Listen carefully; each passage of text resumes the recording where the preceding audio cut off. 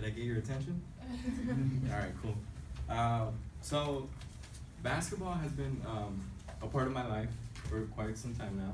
Of course, this is what I'm going to be talking about, the culture of basketball. Ever since the 2010 NBA Finals, I've been, really amused by basketball, and it's been a part of my life. Basketball is of course a primary tool to use during the game. Without it, you can't do much.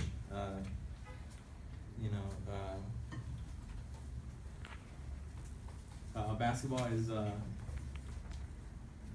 one of the greatest sports in my opinion. And I'm going to be explaining why. Firstly by talking about what it represents, and then secondly, how I identify with this culture. So, what it represents to me is a sense of belonging, and also like hard work and striving for what you want to accomplish. The sense of belonging part, when I started high school, I tried out for my basketball team, freshman, because I wasn't that good at the time, and it created this sense of brotherhood, because we were all like getting along. Like it wasn't just going to practice and you were done. We would stay like an hour after, like just chit chatting about what game we saw the night before, or talking about how we can improve on our game and stuff like that.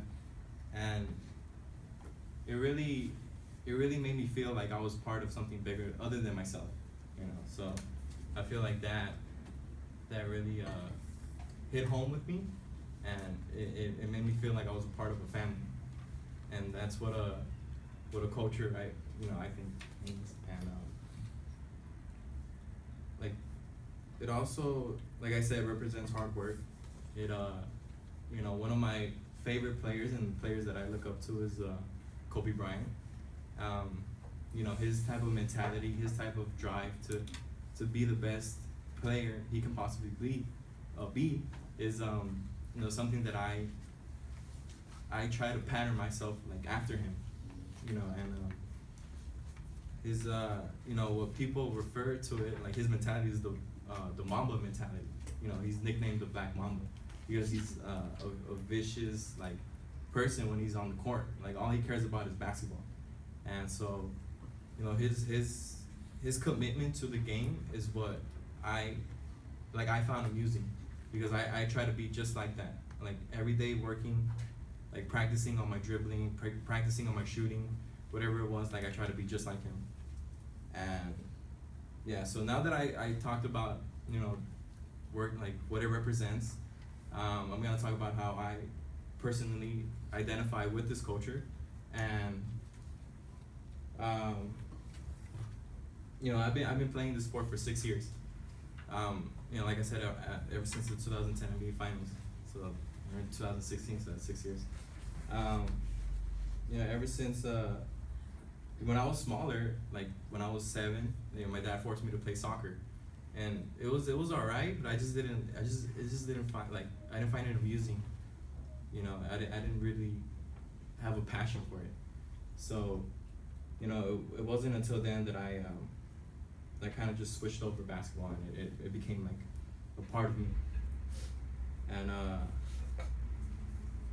for like even now, like the majority of my time, like I spend watching basketball games. Like I bought the NBA League Pass, even though it costs $200. But I just love like watching the game. I love being a part, like whatever it has to do. Like even now, like I'm a part of like this. I don't know if you guys heard like fantasy basketball, and like that's all I talk about with my friends.